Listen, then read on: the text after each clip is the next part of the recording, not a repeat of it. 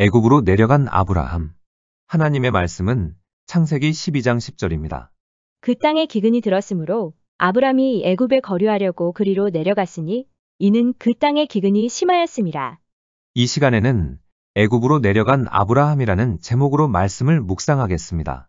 하나님의 사람이 세상과 구별된 길을 가는 것은 쉽지 않습니다. 구별된 사람은 오직 믿음으로 살아야 합니다. 믿음이 강할 때는 명령하시는 하나님의 말씀과 성령의 감동만 의지한 채 깊은 바다를 향해 나아갈 수 있습니다.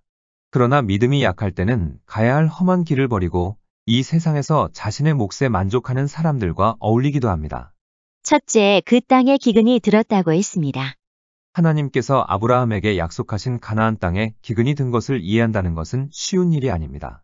우리가 기도를 통해 하나님의 명령과 성령의 음성을 듣고 왔는데 예상치 못하고 기대하지도 않았던 험한 일을 당하는 것을 생각하시면 됩니다. 그럴 때 우리는 내가 하나님의 음성을 잘 못 들었나 의심하기도 하고 많은 생각을 하게 됩니다. 이처럼 아브라함이 하나님의 명령을 받고 왔는데 가나안 땅에 기근이 든 것입니다. 아브라함은 낯선 땅에서 의심스럽고 적대적인 사람들에게 둘러싸여 있었습니다.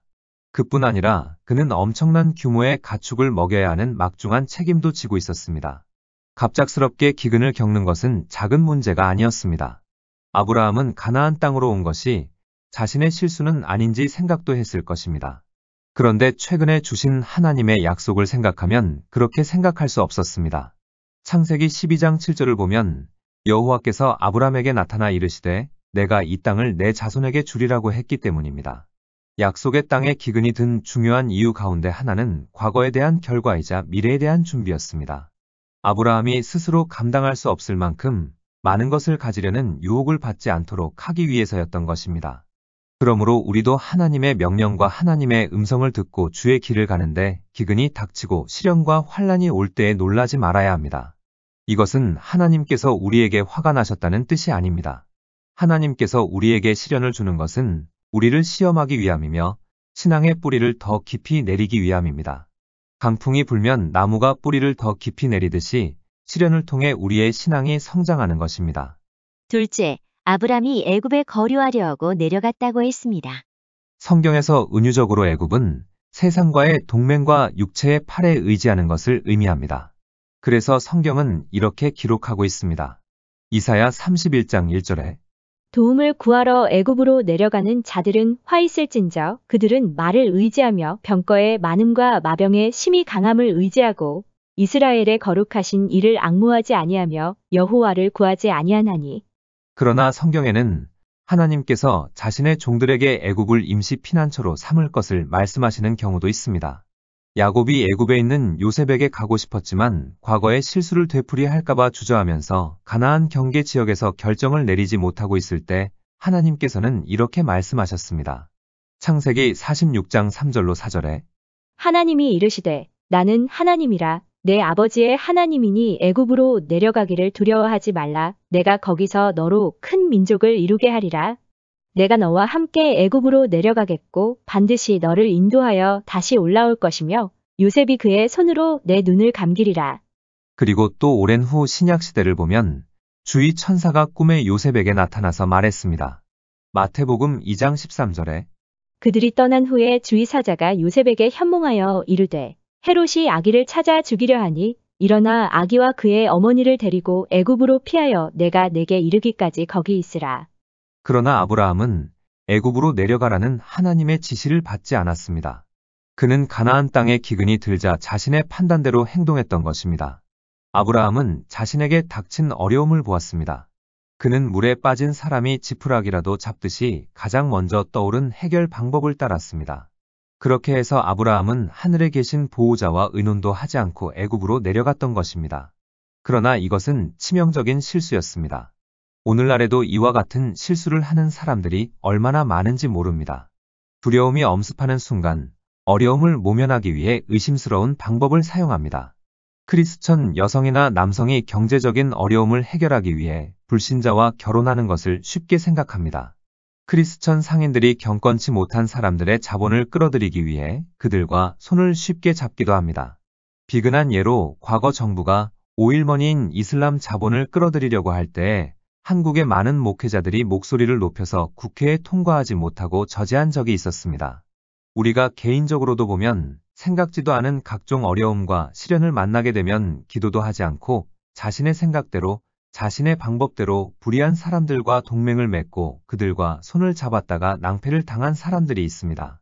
우리가 섬기는 하나님은 하나님의 백성들이 불의한 자와 육신의 이익을 위해 손잡는 것을 싫어하신다는 것을 분명히 알아야 합니다. 이 모든 것이 애굽에 내려가 도움을 구하는 것과 같은 것입니다. 아브라함이 자신의 짐을 하나님께 맡기고 이렇게 기도했다면 좋았을 것입니다. 하나님께서 나를 이곳까지 인도하셨사오니 이제 나와 나의 모든 소유를 먹이소서. 이제 나는 가정과 양떼와 소떼들을 돌볼 수 없습니다. 그리고 내가 어떻게 해야 하는지 가르쳐 주옵소서. 그러기 전에는 이곳에 머물겠습니다. 이렇게 기도하고 가나안 땅에 그대로 있었다면 전혀 다른 하나님의 인도하심을 체험하게 됐을 것입니다. 그러므로 극한 어려움과 문제에 처해 있다면 자신과 문제 사이에 꼭 하나님을 두시길 바랍니다. 그리고 모든 짐을 하나님께 맡기시길 바랍니다. 하나님께서 우리로 하여금 사망의 음침한 골짜기를 거닐게 하는 것은 우리의 믿음을 강화시키기 위함입니다. 지금 문제와 어려움 속에 고통당하고 있다면 보따리 싸서 어디로 피할 것만 생각하지 말고 다음과 같이 기도해 보시기 바랍니다. 지금까지 나를 인도하신 하나님, 이제 나는 가정도 사업장도 돌볼 수가 없습니다. 내가 어떻게 해야 하는지 가르쳐 주옵소서. 그러기 전에는 이곳에 머물겠습니다. 이렇게 기도하고 하나님의 때를 기다리며 하나님만을 신뢰하시길 바랍니다. 하나님의 이름은 여호와 이레입니다. 때를 따라 필요한 모든 것들을 공급해 주실 것입니다. 셋째, 어떻게 죄가 죄를 부르는지 살펴보겠습니다. 아브라함이 믿음을 잃고 애굽으로 내려갔을 때 그는 용기마저 잃고 아내에게 누가 묻거든 자신의 누이라고 말하라고 했습니다.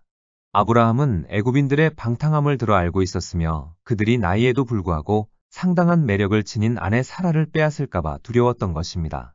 사라가 아브라함의 이복누이인 것은 사실일지라도 아브라함이 이렇게 말한 것은 애굽인들을 속이기 위해서였습니다.